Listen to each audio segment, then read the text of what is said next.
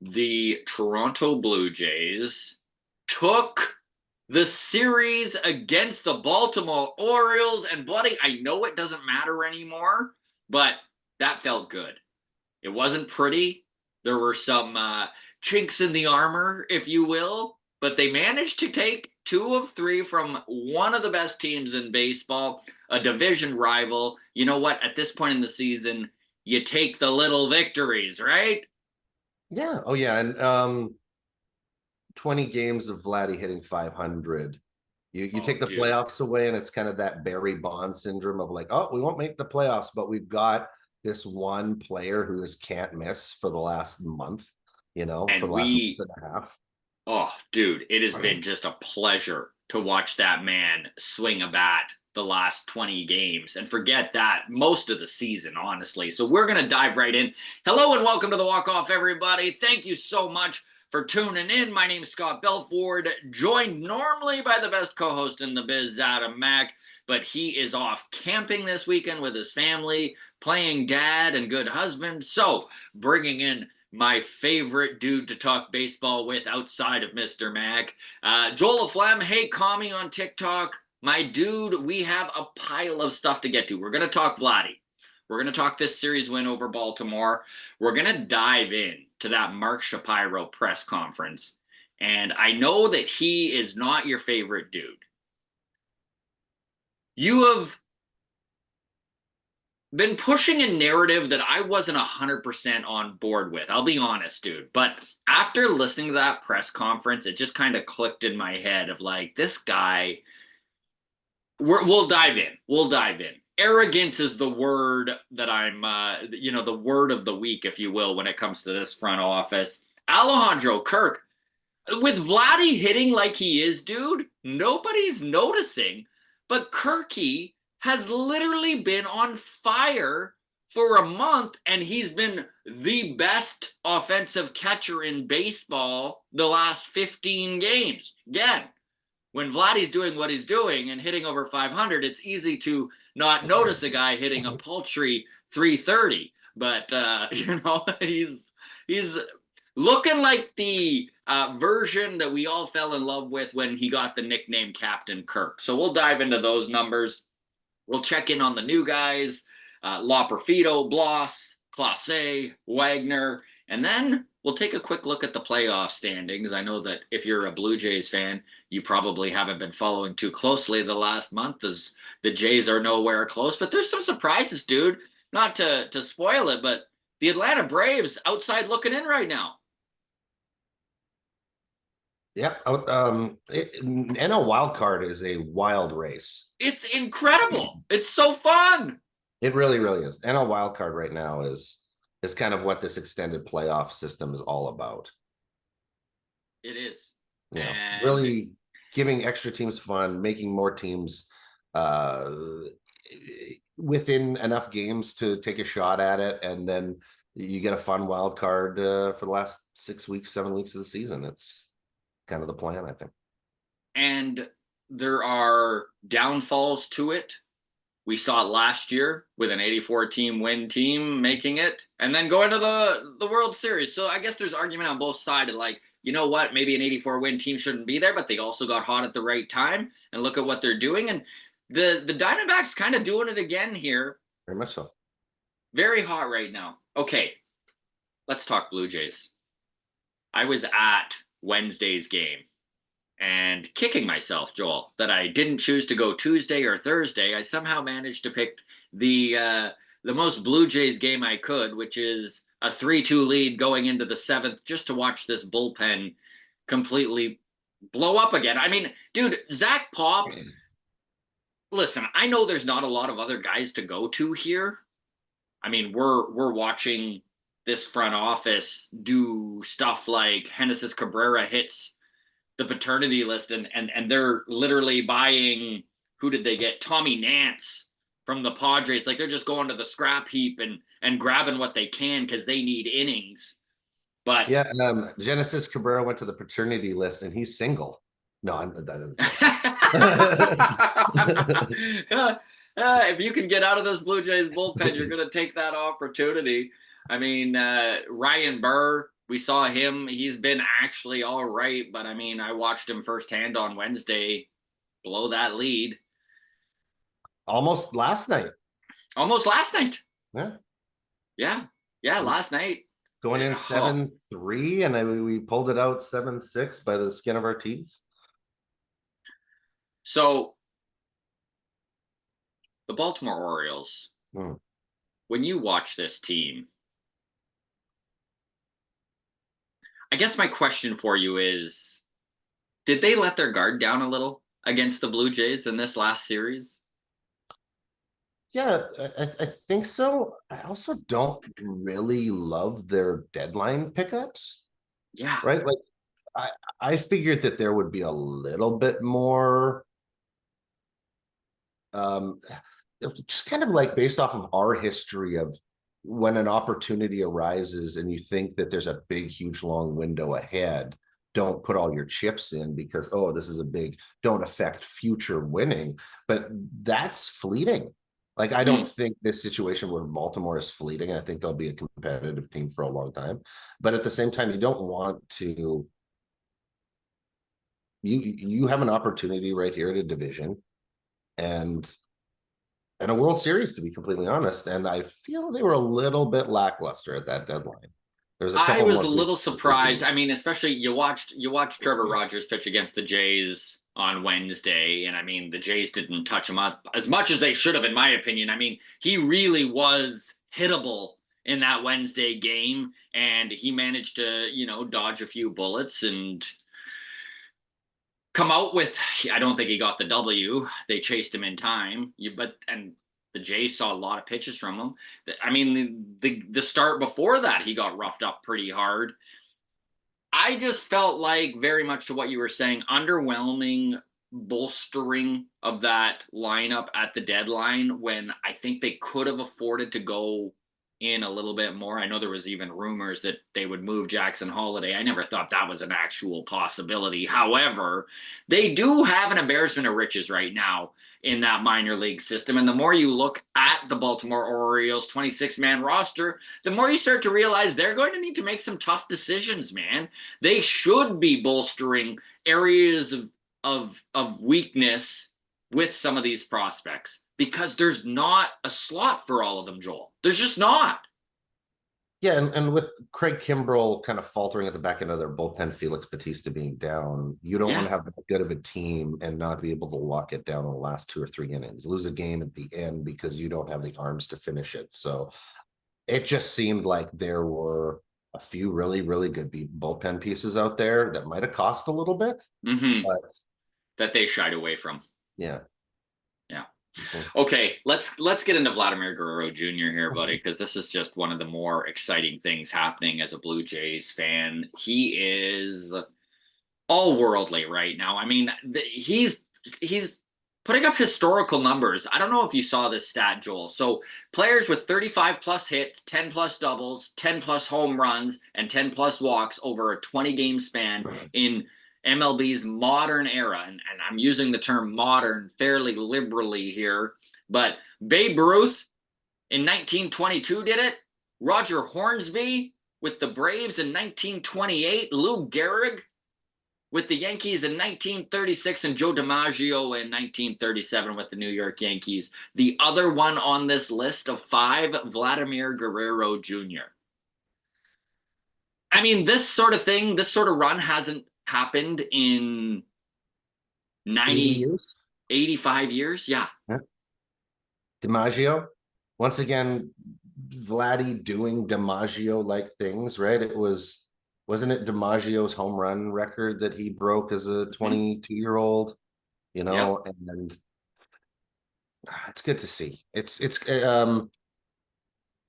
the concept that baseball is this like mechanically and the teaching of it, all that stuff, and hey, cut your hair, bat 500, right? Like it comes down to this. Put on women's underwear and your brain will be slightly off. This helps artisan pitchers. You're like, it is that. Yeah, it is. It's Giambi's gold thong. Yeah, Yeah, like it's craziness, dude. It's crazy. Jamie Moyer wore girls' underwear, became an all-star. It's the game is 90% mental, the other half is physical, but that's what it is, Yogi right? Like, Berra. you know, it's it's in your head, and it's this whatever snapped in him. It had to. I don't know what it was. I don't know what conversation happened to him. I don't know if it was aligned with Bo and his comments of being willing to play elsewhere. Vladdy had comments of like, I'll play for the Yankees if I have to, right? And to me, it was in this place of like, are they saying, is the front office coming up to them and saying, listen, we may move you guys. If the right offer comes, we may move you guys.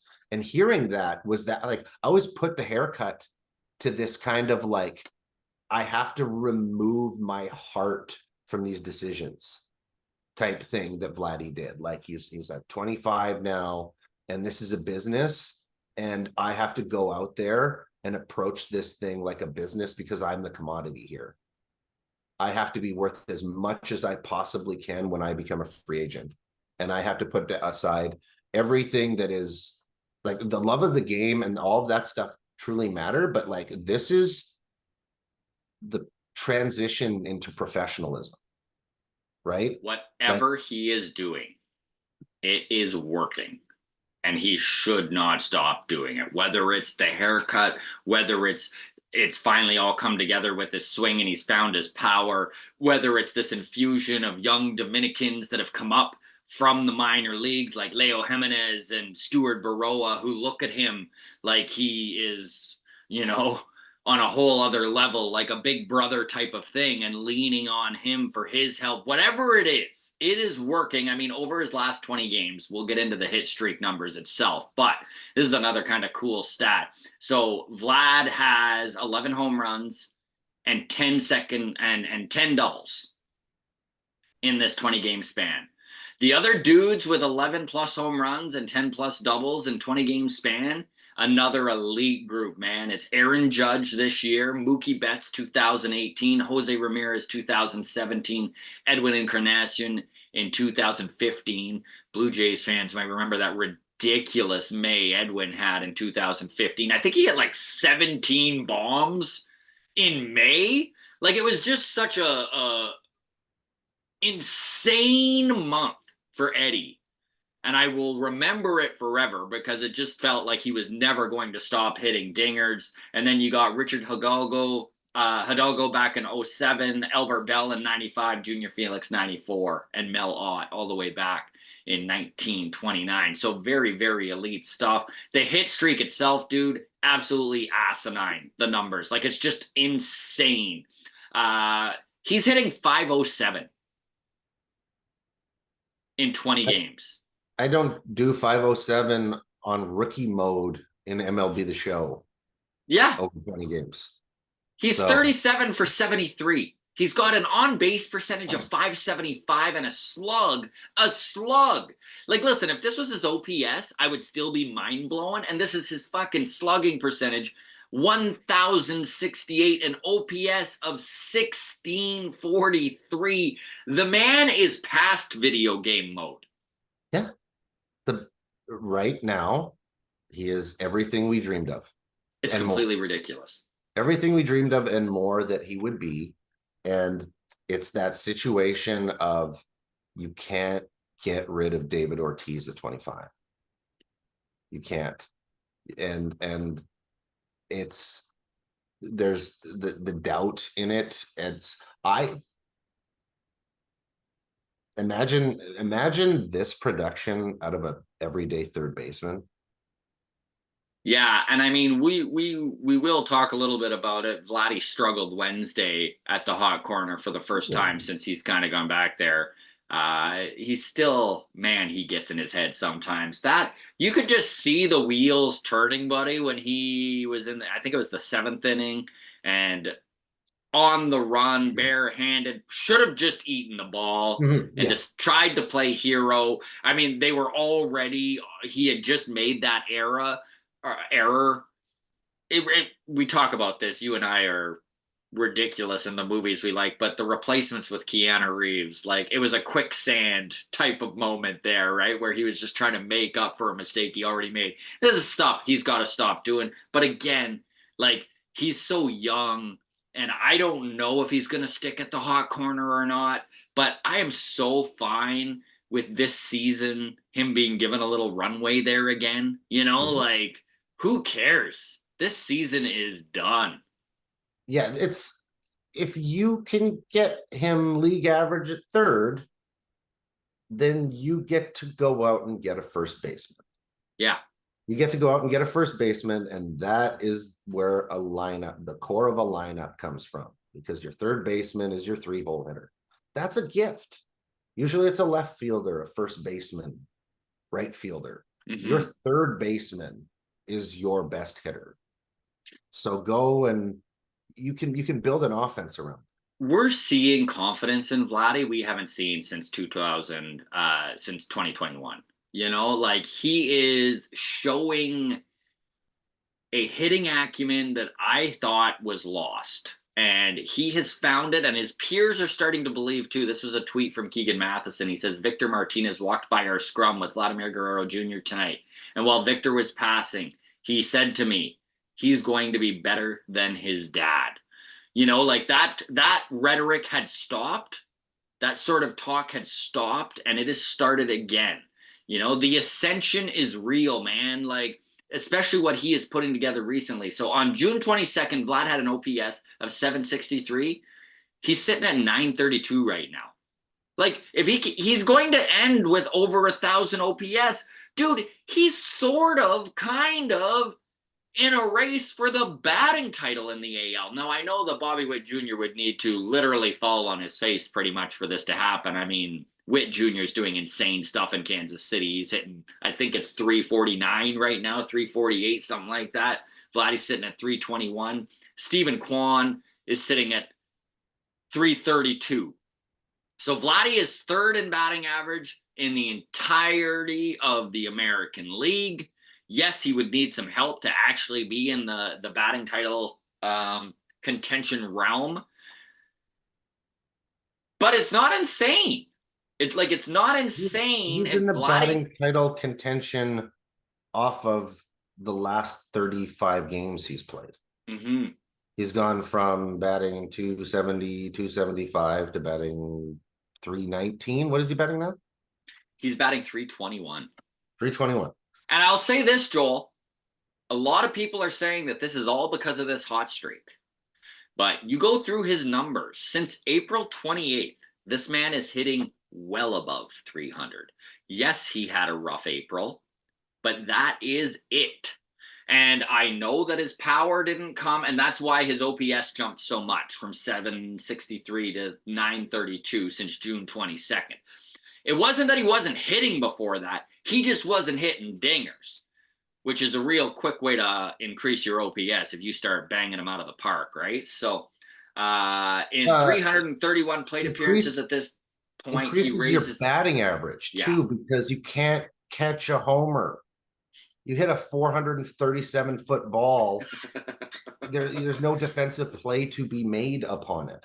The odds of acquiring a out are 0. So it's just like, these are the balls that you want to hit, because your average you hit 11 bombs in 20 games and then add another 10 doubles. It's just his batting average, weirdly enough, comes from the home runs. Yes. Because you can get a guy out who's hitting it 110 miles an hour on the ground. 110-mile-an-hour line drives will go into gloves. They're not, you can't attach 1,000 batting average to it. But when you're hitting 106-mile-an-hour balls at a 26-degree launch angle, these are guaranteed hits. This is a guy, Joel, June 14th was on pace for 22 home runs. He's at 23 right now. He's going to hit over 30. Can Vladdy pop 7 more before the season's out? I would say yes. If I'm a betting man, 7 more by the end of the month. Yeah. At this pace right now, it is There was this thing, and I've said it for a while, is that when you depleted the offense around him, his desire to do everything started to take over. Yeah. And his best is when he's just managing his at-bats.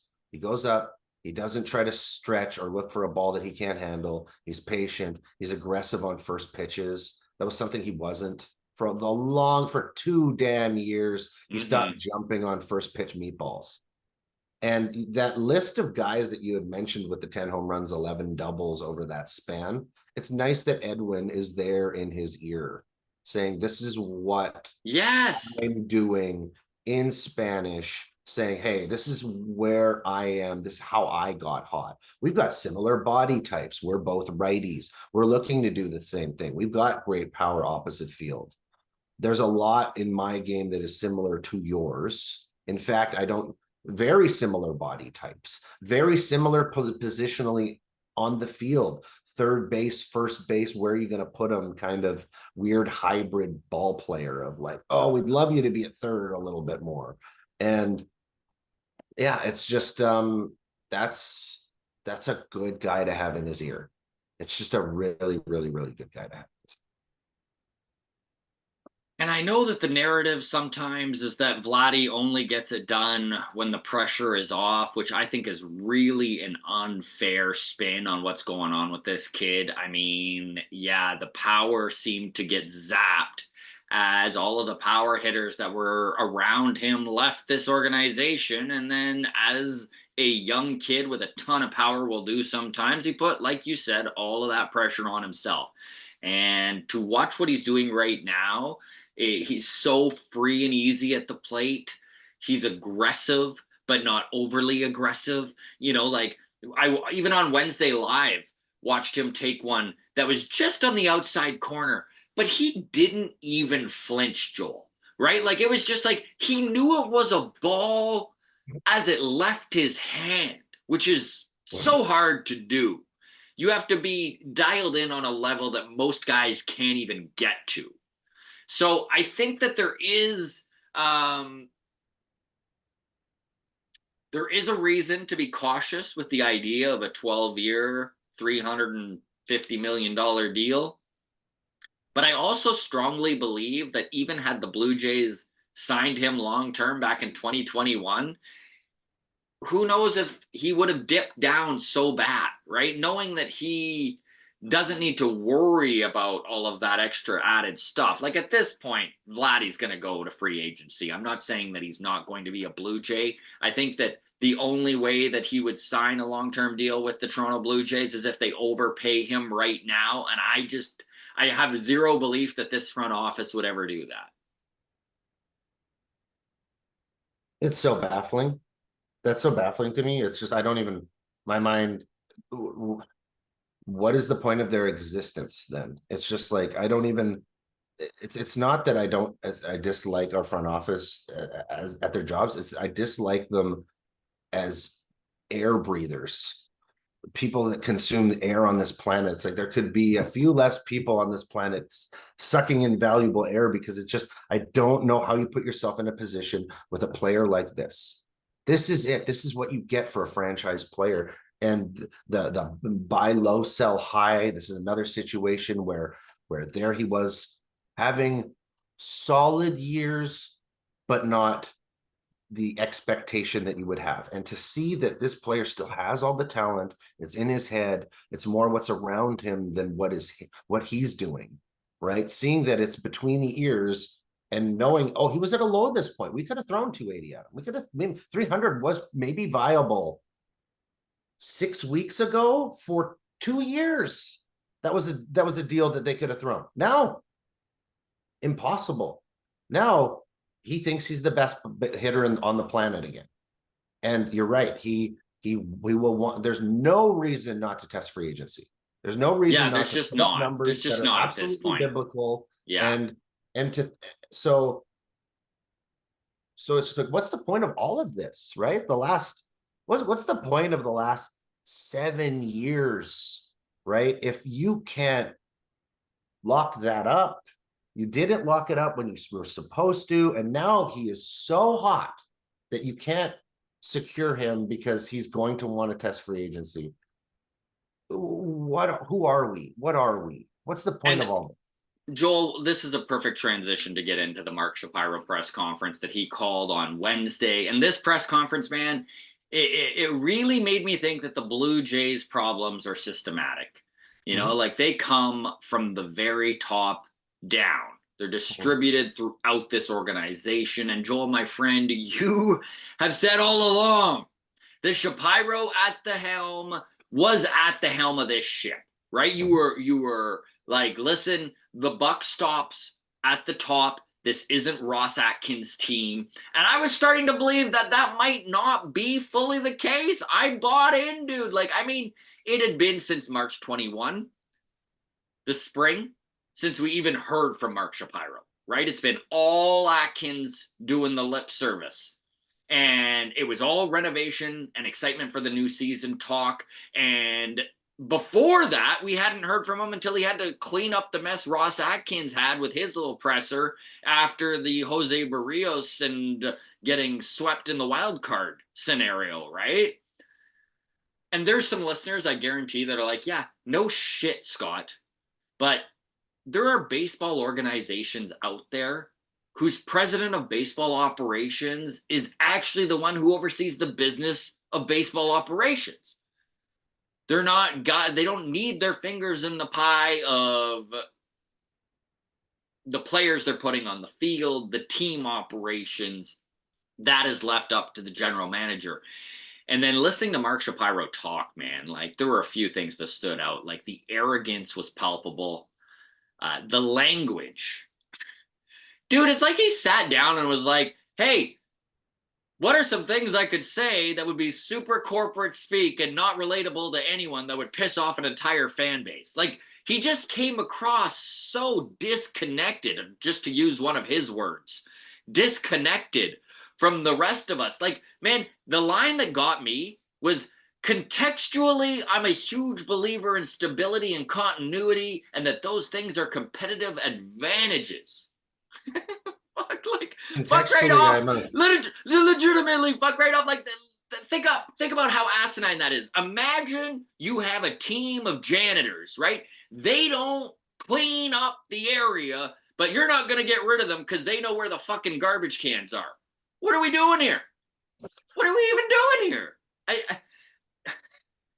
Like, yes, Mark, you know, if you bring in some new blood, you're going to need some heat to hear some new voices and new opinions. I'm kind of without hope at this point because I don't truly believe that Shapiro is going anywhere. And I'm kind of convinced that Atkins is also here. He says, this is his exact quote, Joel. In my 9 years with this team, this is the biggest disconnect between results and expectations. Arrogance. Ego. Like, Joel, I'm going to throw to you here, but this is offense. Yes, last year, the offense was what a lot of us fans considered the biggest problem. It was a tough team to watch. They were 14th in runs scored, just to cherry pick a stat here. Let's go with runs scored because that's what the Jays didn't do enough of. Then they run it back. And the reinforcements they brought in were fringy at best, question marks at worst. This year's way worse offensively. 27th in home runs, they sit 20th in OPS, 23rd in runs scored, 22nd in weighted runs created plus. I've lost faith, man. Like, do you have any faith that even if at this end of the season Shapiro is forced to, and I say forced intentionally, is forced to remove Ross Atkins from his position, because I don't think that Shapiro on his own would do that. I think that his hand would need to be forced by Rogers. Do you have faith his replacement will be anything more than another cog slapped into this Mark Shapiro machine?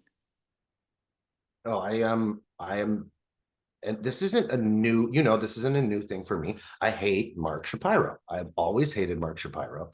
He doesn't know baseball. I truly don't believe he knows the game that well. I think he's a mouthpiece. I think he's a businessman. I think he's a used car salesman. He looks at things that aren't the game and he thinks that those things matter. He thinks that fan experience isn't found between the lines, it's found outside of the lines.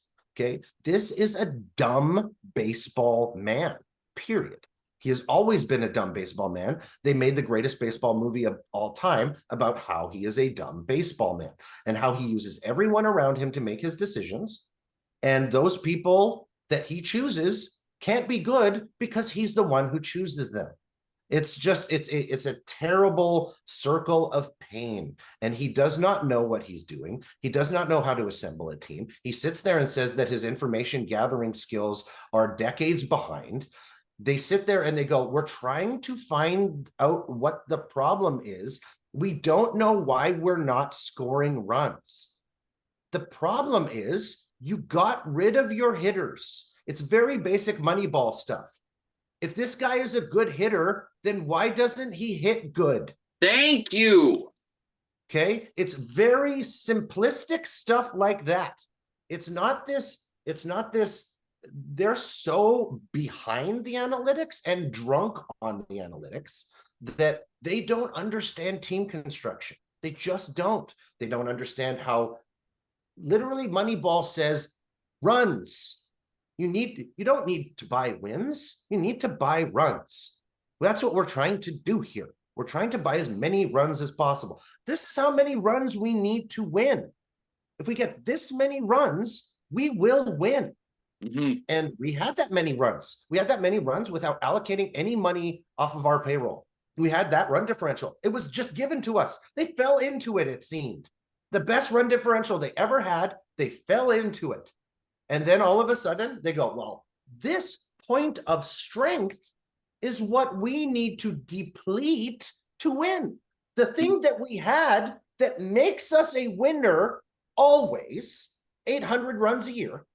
You get 800 runs a year, 770 runs a year, you're going to win. I don't care about your bullpen. I don't care about your starting pitching. If you get 800 runs, you're going to win because now you needed good pitching. Now average pitching will work. Why? Because everybody else has shitty pitching because you score 800 runs. Mm-hmm.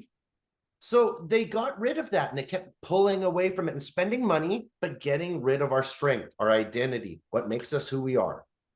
Getting rid of all the talent and seeing that talent go and be four-hole hitters everywhere else. And the fact that we did it consistently. And now Shapiro's sitting there and he's like, no, Atkins is my man. It's so painful. It's so painful. And it's this situation where you yell that the sky is falling for years and now it's here. And we still haven't, now they're saying it's okay that the sky is here. Okay, let's make friends with the sky. The sky is a part of us now. That's where we are. Right? Like, the sky is now the ground. Yes. We're all one. We're flying now. You're like, no, that's not what this is.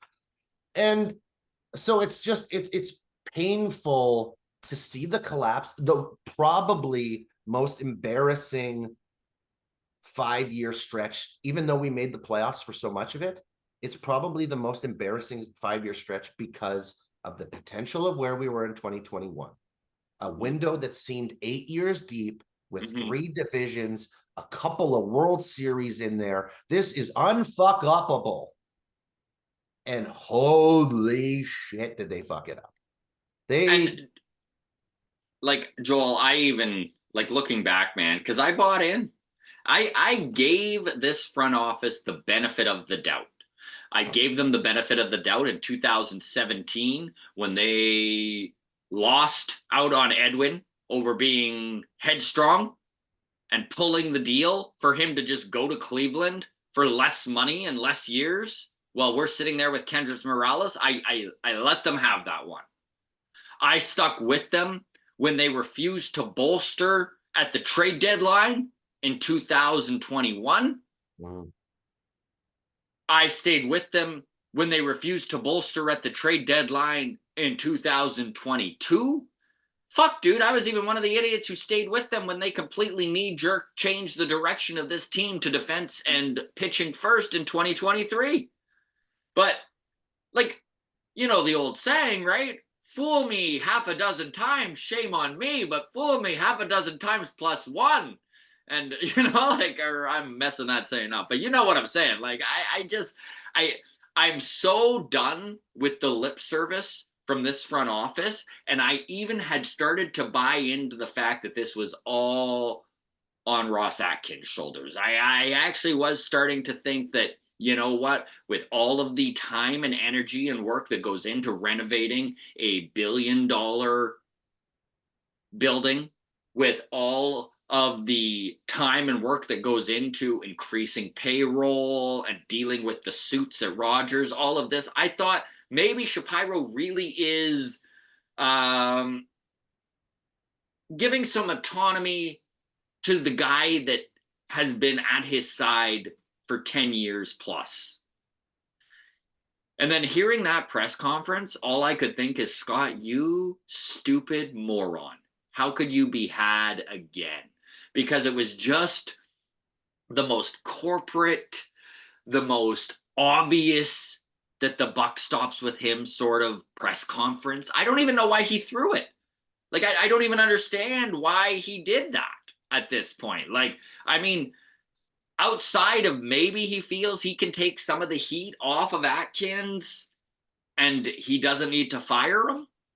Like, I'm without words at this point, Joel. Like, I've lost faith. I've lost hope that this is fixable.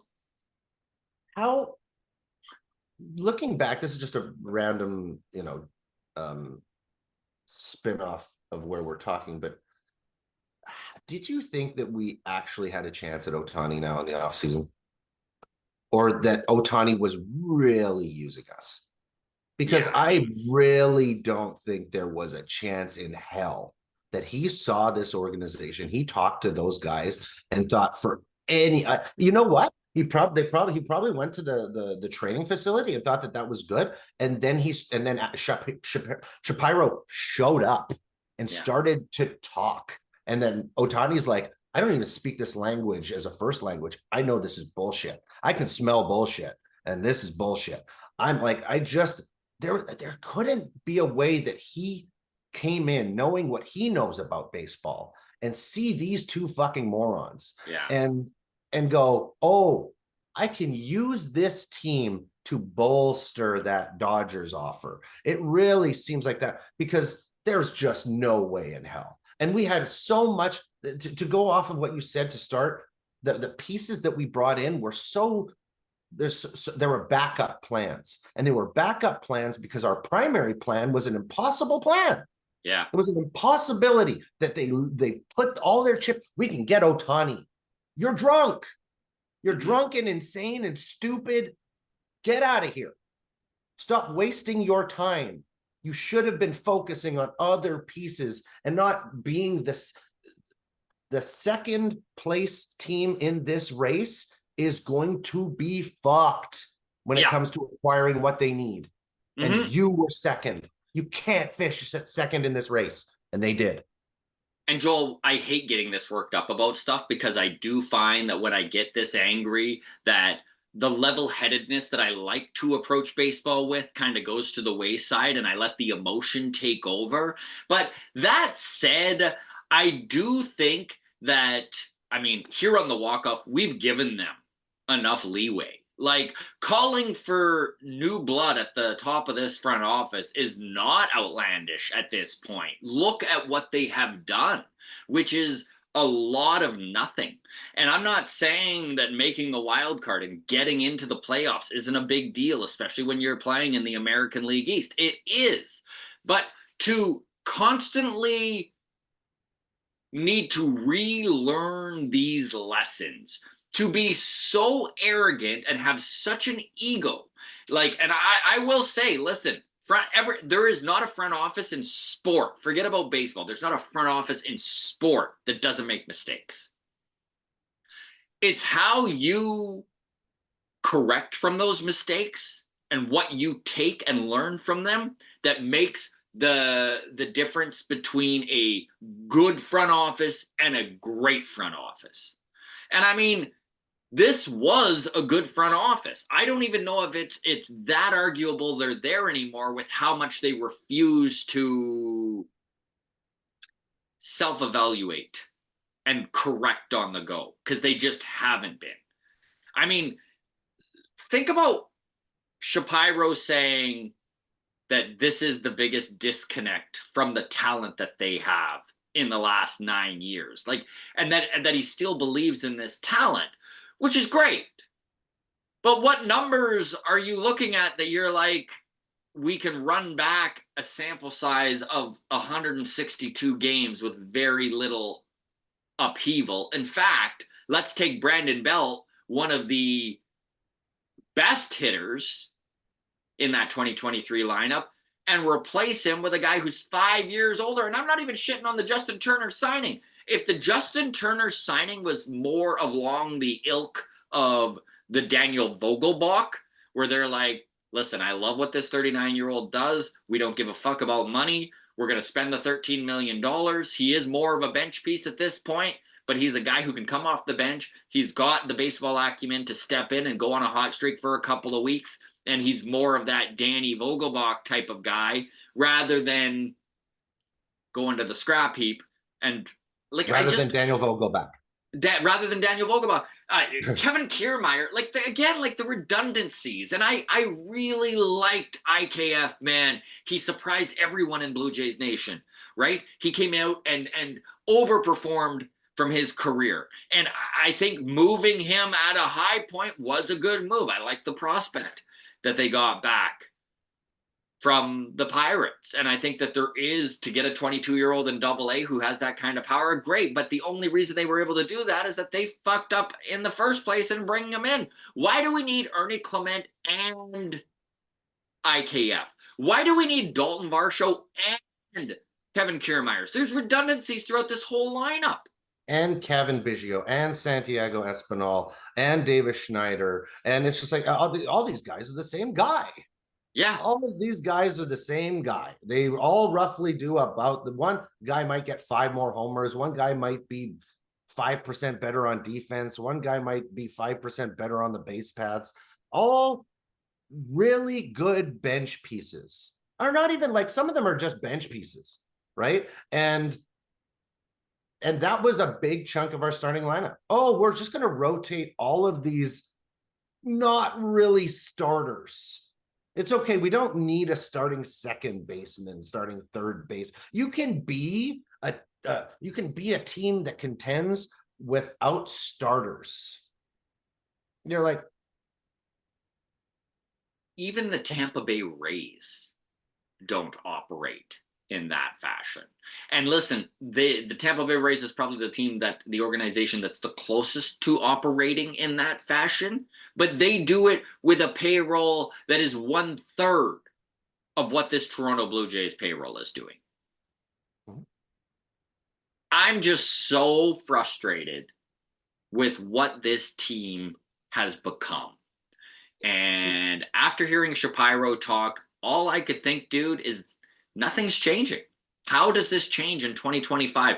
So does that mean Rogers needs to let this hit a level of garbage that we're going to be in the deepest rebuild since the early 2000s? Like, it's possible. Like if Rogers is legitimately happy with Mark Shapiro, which my impression is that they are, then how much rope does he get? How long do we need to put up with this arrogance, this ego, this refusal to take accountability for what is going on? And when I say that, I know Mark Shapiro has a script, his accountability script, right? Where he pulls out the corporate speak of, listen, this is on all of us, but it's mostly on me. And like I get it.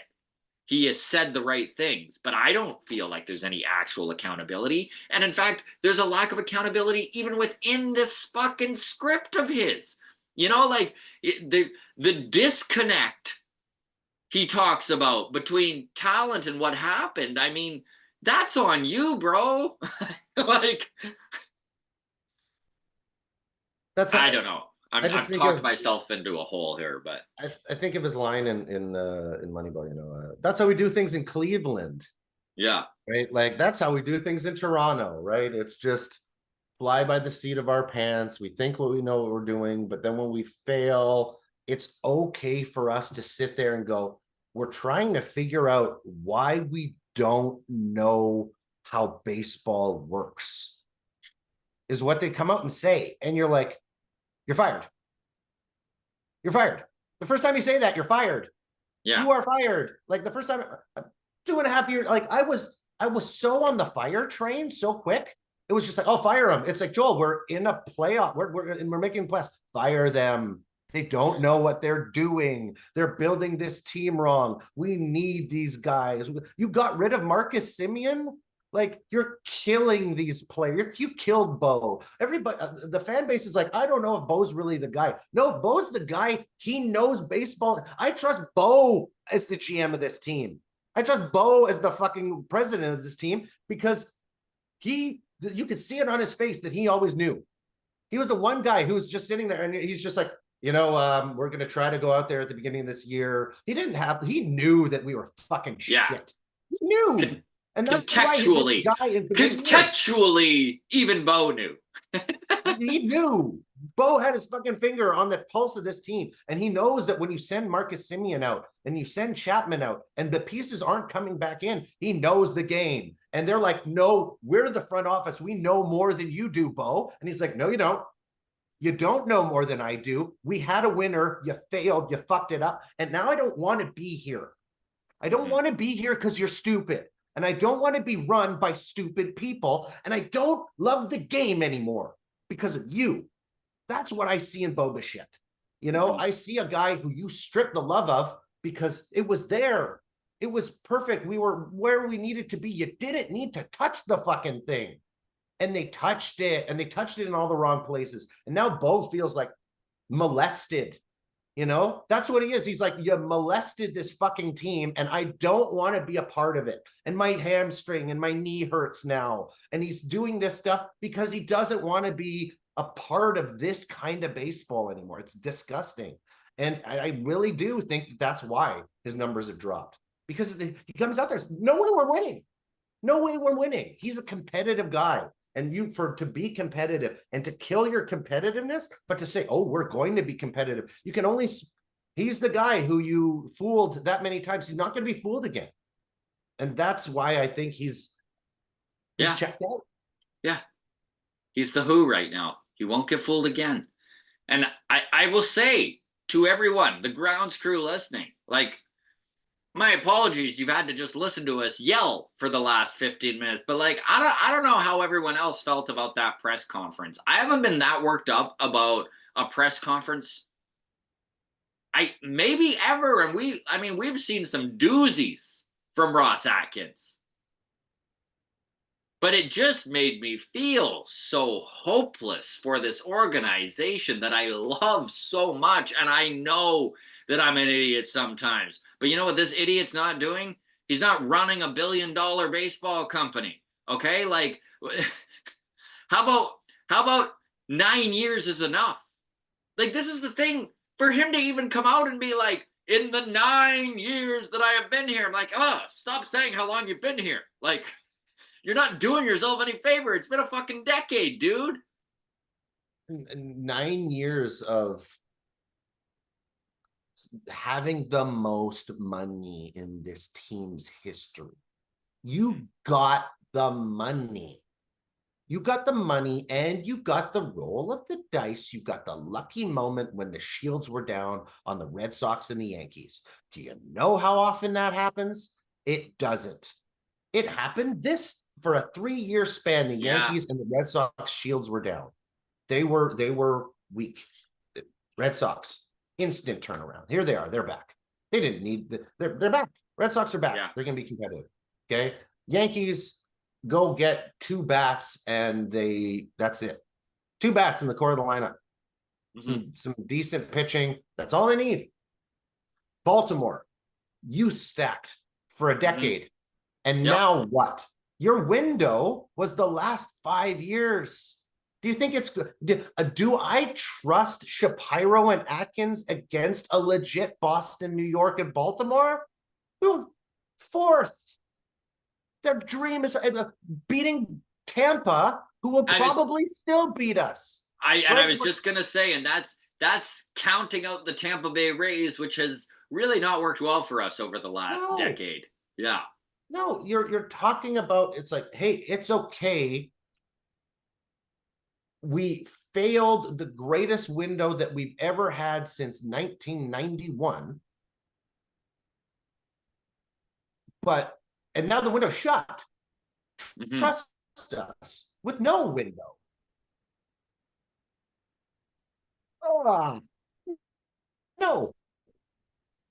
No. You can leave now. You can leave and you go get another. Just go build some buildings, Mark. It's what you like. Yes. Go take up a different part of be an architect. Be an architect, man. I want a general manager and a president in charge who does it. I want Billy Beane. We had an old shitty stadium, just like Oakland. Who cares about the building? Yeah. I don't go there. I'm like, God, I just need a building. I need this building, or I don't like baseball. I'm the opposite fan. I don't care about the architecture. I care about the team on the field. That's what I go to see. And for some reason, he thinks that it's another drink spot over here. It's another thing over here. This is what the fans love. We can make it a fun environment, and we can lose. We can make a fun losing environment. We made a fun lose. It's fun to lose. You can have fun losing here. That's our culture. We're a fun loser. Hey, it is really hard to argue with you, man. I mean, I know that there are positives from this front office. I'm well aware of the payroll. I'm well aware that they've managed to get ownership to open up their purse strings more than ever. I'm well aware, and I agree with everything you said, Joel. There obviously is an advantage to having a facility that is up to the standards of the rest of the league, even just when it comes to luring free agents to Toronto, right? Like as much as I agree with you, like even the Oakland Athletic players hate playing in the Coliseum, right? So like there are standards, but it's not like Rogers Center was so bad that it was even close to the Coliseum. And I think that a successful franchise can renovate a building and make it more fan friendly, can get ownership to open up the purse strings, and can also put a good team on the field, right? Look at the Houston fucking Astros. And I hate giving them credit, but that organization, from the stadium to the money they spend to the team on the field, is a top third in baseball in all three aspects. And the Blue Jays had a very legitimate chance to be the same, and they blew one of those things. The most important thing, the baseball side of stuff. I'll just we've gone on this for a while. I know. The one thing that I was going to say was that like we made the shift towards that new modern style of ballpark, and ever since then our winning percentage has not been what it should be. Whereas Baltimore went and made their stadium uglier, and they took seats out, and they made it very less visually appealing. And ever since they did that, they've started winning because they built a team around their ballpark. They have lefty hitters who can go to that short porch. Righties have a hell of a time hitting home runs. So if you're a righty heavy team and you have righty hitters, you got to hit a home run. You got to hit a 410-foot home run at a perfect launch angle to get one out. And it debilitates your ability to get runs. Now you've got to play to their game. They created a home field advantage by making their home uglier. And ever since they've done that, their winning percentage has starts probably with a 6. Mm-hmm. And it's that difference between aesthetics and building a winner. Yeah. And Baltimore, with the most beautiful stadium, one of the top 3, 4 most beautiful stadiums out there, said, hey, we can sacrifice a little stadium beauty so that we can have a bird bath and we can win, right? And we did the opposite. We tweaked the stadium. Home runs went down to the point where we're worst at it. We're like Mm-hmm. top 3 worst hitting home run team in baseball. Baltimore's number 27th in baseball this year, dude. So it's just, what matters most? Are you trying to build a winner? Because people show up for a winner. People will show up and they will sit on buckets. Mm-hmm. Okay. They will show up for a winner. You think that they showed up for a stadium? I think they show up for a winner. And that's the difference. We will leave the Mark Shapiro press conference at that. Again, I will say sorry that you had to listen to 2 men just scream at the sky for a little while there, but it's just very frustrating. Drop your comments below. Actually, we're going to have mailbag on Tuesday as normal, and we'll tackle some of this. What was your thoughts? General impression on Mark Shapiro's press conference? Just your feelings in general on this front office. And I would love to hear some positivity. You know what? Maybe I'm missing something. Maybe Joel's missing something. I'm not saying that we know the be all and end all of baseball. So please, if you've got some reasons why we should be more excited, drop them in the comments because I need some excitement right now after yelling my face off. So on that, we will get to the new kids on the block. Obviously, the Toronto Blue Jays, with the season that they had, were sellers at the deadline. And there was an infusion of youth and prospects into the system. Joey Loperfido, probably the guy most of you are most familiar with because he's on the big league team right now.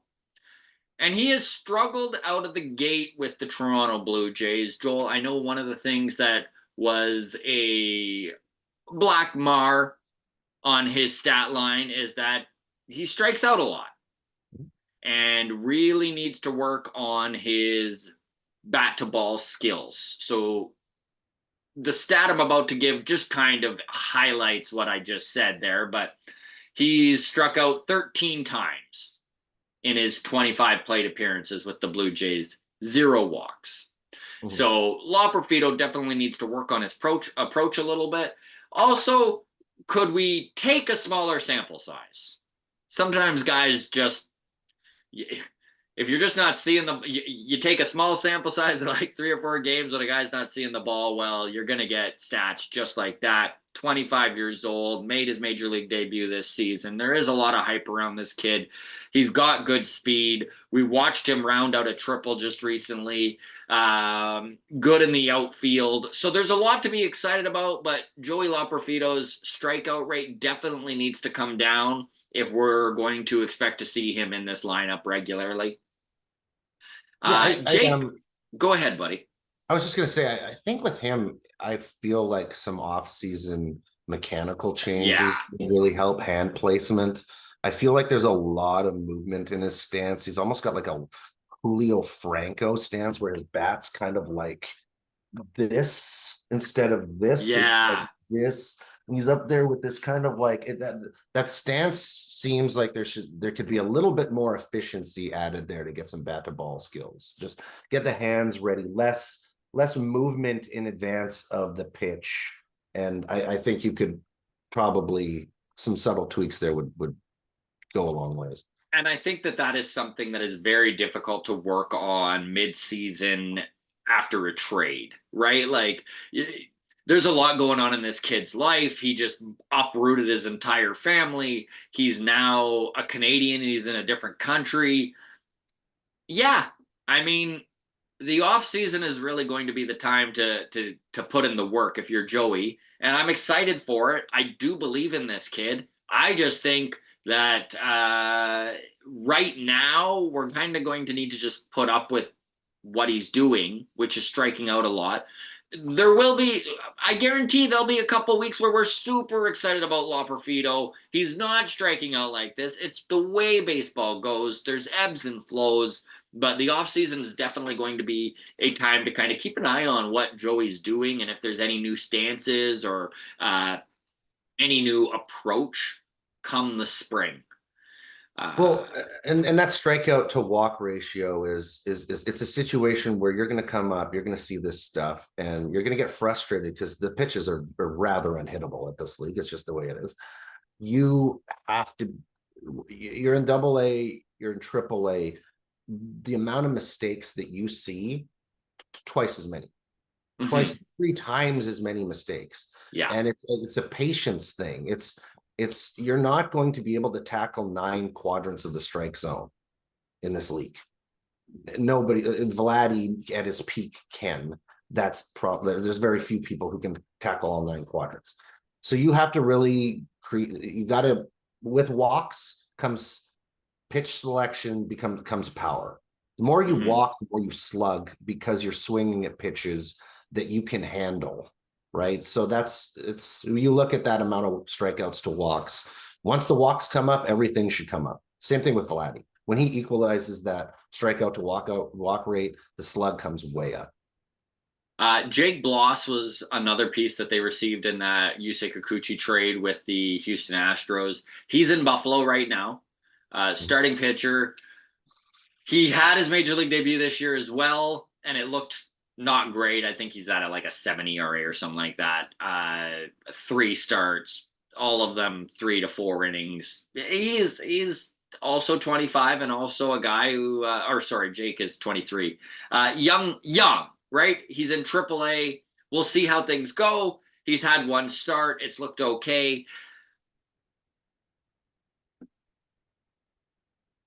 Will Wagner, the last piece in that Houston trade, he's had actually his first dinger as a Bison. This is a guy that doesn't really profile as a power hitter. He's kind of the opposite of La Perfido. Doesn't hit home runs, but he does not strike out. His walks double the amount of strikeouts he has. Great eye at the plate. He was talking with Blake Murphy, Jays Talk Plus. You can tell this trade shook him up a little bit. I know that I had a few listeners reach out that were just like, it doesn't sound like he's happy to be in Toronto. I mean, the truth is he might not be, man. Like, we just talked about this front office and we just talked about where this team is at right now. And I'm not saying that he's going to be a bad Toronto Blue Jay.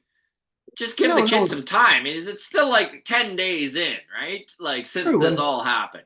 Yeah, and his dad played for Houston, right? Yes. Like, there's clearly this, like, I would like to make it here beyond standard baseball reasons. Clearly, I'd like to see the field with this team. It was the team that my dad shone most brightly for. There's something there. I would be emotionally kind of sad too. You watch your dad play for a team, you get a dedication to something, right? And then you're like, oh, you won't be playing for that team. And you're like, especially after you work your way up through the system, right? Like, he was drafted there and he went through all of the affiliates. He's at AAA, 26 years old, on the verge of a call up to play for the team his dad played for. Yeah, I guarantee there's some disappointment there. He'll be fine. Oh, 100%. Yeah, like 100%. I wouldn't worry too much about it. I don't think you could ever judge a player at this age who has been with an organization for like 20% of their life, right? Like, I was drafted at 18, 19, 20. Now I'm 25, 26. My clock hasn't even started on my professional career, right? Yeah. Like, I haven't even been able, like, I make it and I'm year one. I'm a rookie at 26, right? It's just, I've been with this organization for 6 years and that would hurt me. I would feel that. I would feel that move. There's no way that you're just going to be like, oh yeah, that's fine. I'm fine. This is great. This is great for me. I have no idea anything about Canada, but I'm so excited to just go, and I'm happy as, a pig in shit. Yeah. No, it's a big, you're picking up your life, and anybody who has to pick up their life, especially at that age, that's a big deal. So can't judge any of them.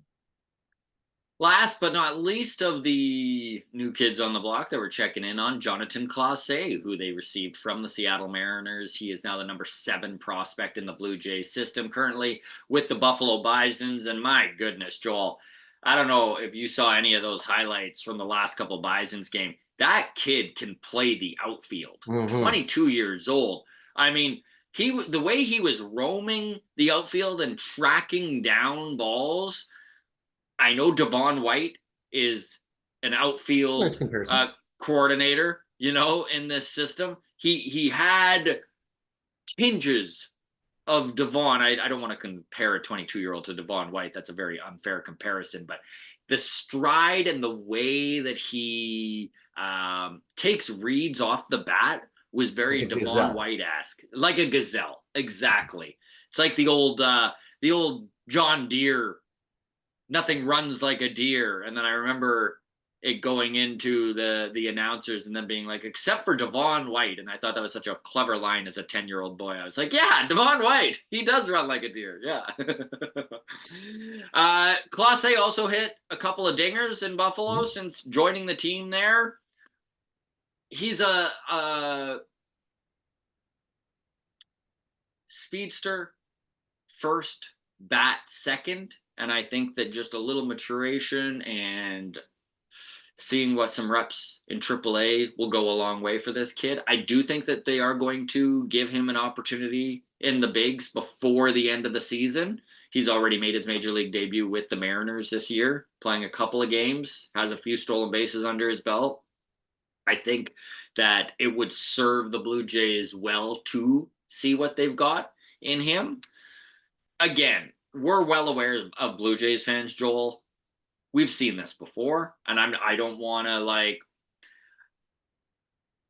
to diminish what they've got in Jonathan Clase because a 22-year-old with the kind of skills he has, but he does profile a lot like a Dalton Varsho or an Anthony Elford, and that always scares me where it's just like, is his bat ever going to get to a point where that speed actually can come into play? Fingers crossed. Time will tell. That's right. If he's a good hitter, why doesn't he hit good? Yeah. Okay, let's end on this. We'll do a quick roundup, playoff roundup, see where everyone's at 6 weeks before the end of the season here, and things are interesting. We'll start with the American League, the AL Central. The Cleveland Guardians running away with that division currently. They are 67-47, and I think they've got four games up on the Twins. The Orioles are at the top of the AL East, 68-48, and the Houston Astros are at the top of the AL West. They are actually tied with the Mariners. So the Astros are 59-54, and the Mariners are 60-56. So they're both 4 games above 500. They're technically tied in the standings, but because the Mariners have played 2 more games, the win percentage is just slightly higher. So the Astros, by the skin of their teeth, at the top of that division. The wild card race, I know we were talking about the NL wild card race, but this is going to be interesting too. Right now, you got the Yankees in that first wild card spot, 68-48. They're right close, tied with the Orioles. So they are tied with the Orioles at the top of the AL East. It is going to be a battle, and I think whoever loses that AL East battle is going to be the number 1 wild card spot. Joel, the Twins at 63-50 hold the second wild card, and the Kansas City Royals at 64-52 hold the last wild card. The Boston Red Sox 1.5 game out. They sit at 61-52, and the Mariners 4 games out of that last wild card spot, 4 games above 500. So just a few things to talk here. What are your thoughts on that AL Central? Because this used to be the division everyone made fun of. I know just last year, Blue Jays fans lamenting the fact that, oh man, if we could be in the AL Central, we would have won the whole division. But holy shit, dude. The Twins, the Royals, and the Guardians, it looks like they're all pretty much a lock to be in this this year's playoffs. I know that the Boston Red Sox are going to fight it out with the Kansas City Royals. They're a game and a half out. What are your thoughts on the AL Central? This is no longer a division to be taken lightly, is it? No, and it's a terrible spot to be jealous of the Royals, right? They went big on their young prospect, and he's panning out, and they have him for a decade, and they have jersey sales for a decade, and they're competitive in year one of that contract. And it's just, I'm jealous of it. I'm jealous of that. How can the Royals lock that player up? How can the Mariners lock that player up? How can the Padres lock that player up? How come everybody can lock that player up? And we're up here maxing out our payroll, and we're doing it on 35-year-olds. And it just, it's depressing. I know we're talking about the postseason run there for these teams. And yeah, the Central really turned things around. The Guardians did some stadium tweaks, and their power numbers blasted through the roof. They did the same thing with Jose Ramirez, grabbing Jose Ramirez and locking him up long term to have that 4-piece, right? And you're like, oh, the Guardians, they just got one good player. No, they're consistent in what they bring up. They've, nailers, both nailers. Yeah. It's, you get a little bit jealous of these teams that are able to turn it around, and they still have money to spend if they decide to go that route. If their front offices and their owners decide, hey, we've got a window here, let's really bolster come free agent. There's room for these teams to go upwards. All three of those teams in the Central have the ability to move upwards because they're not maxing out their payroll. And yeah, the Central has really turned things around. And aside from having that one that one divisional team that is going to give you 3 wins no matter what with the White Sox, it's a really competitive division. And down there in the West, similar situation. Your defending World Series champions are sitting in third right now. Houston has completely turned around their season. We were wondering if they would be there by the end. They're there with 2 months to go. Yeah. And that's a scary thought, right? Seattle tried to bolster. Seattle wants a playoff spot this year. Are they going to get it? I don't know. I don't think so. I'd bet against them. Yeah, I'd bet against them. Yeah, Houston's there. They're there. They've got sluggers. Their pitchers are hurt, but hell, that team has the pedigree, and they know how to win. So that's where my money is too. You need bats. You need clutch hitting, especially in the last 6 weeks of the season. And Yusei Kikuchi in his 2 starts has been absolutely dominant, to a strikeout machine. So really, listen, you know what? I know Houston Astros fans were losing their mind and crying and whining and, oh, this is the worst thing that's ever happened. Worst trade in history. It's like, okay, well, you kind of have just put yourself in a situation here where you very well could run it back to the ALCS for a 8th year in a row. I think Yusei Kikuchi was an excellent buy, and I'm jealous that this is a team that bolstered at the deadline. That's one of my biggest problems with Shapiro in this front office, is that in this window that they refuse to call a window, right? Because there's no such thing as windows. They, at the deadlines, especially in 2021 and 2022, did shit all. They could have really pushed some chips in, and they didn't. So I think the Houston Astros, I love their management. I love the way Dana Brown goes about baseball operations there in Houston, and the way that front office from top to bottom operates. You do not lose the amount of people, good people in a front office that the Houston Astros had over the last 8 years, and still go to the American League Championship Series year in, year out, without it just being a solid front office, front to bottom, I should say. Okay, let's wrap it up on the National League. The Philadelphia Phillies completely running away with that NL East. The Dodgers doing the same in the NL West. And then the Brewers, Man, the Brewers do it every year. And this was supposed to be the year that they take a step back. They were supposedly selling a little at the in the off season, and really all they did was get rid of guys at on a high, right? Like Yeah. selling high, buying low. Jackson Churio has been incredible for a rookie, 20 years old. I mean, he's slightly above average in almost every category. And for a 20-year-old to be slightly above average in every category, I mean, he's going to be a superstar. Then the wild card gets really interesting, buddy. And you were talking about it off the top here. So the San Diego Padres are holding that first wild card spot. Loved seeing the Padres buy. Loved seeing the Padres not give up in the offseason. They could have easily decided that it was time to tear down, and no, they're holding on to that wild card spot. The Diamondbacks have come a long way. They're a game and a half up on the wild card, second wild card spot there, 63 and 53, 10 games up on 500. The New York Mets, I mean, Good for them. Grimace just saved that season for them. Yeah. Yeah. Don't, baseball is not what we think it is. It's grimace and haircuts. That's exactly. Yeah. So they're holding that final wild card spot, but man, is it ever tight after that. So the Atlanta Braves, half a game out. They're sitting at 60 and 54. The Cardinals, 2.5 games out at 59 and 57. 59 and 58, 3 games out of the San Francisco Giants. And even the Pirates, only a game and 2 games under 500, or 4.5 out. Man, a lot can happen in 6 weeks of baseball. And if you're within 5 games of that last wild card spot, you definitely still have a shot.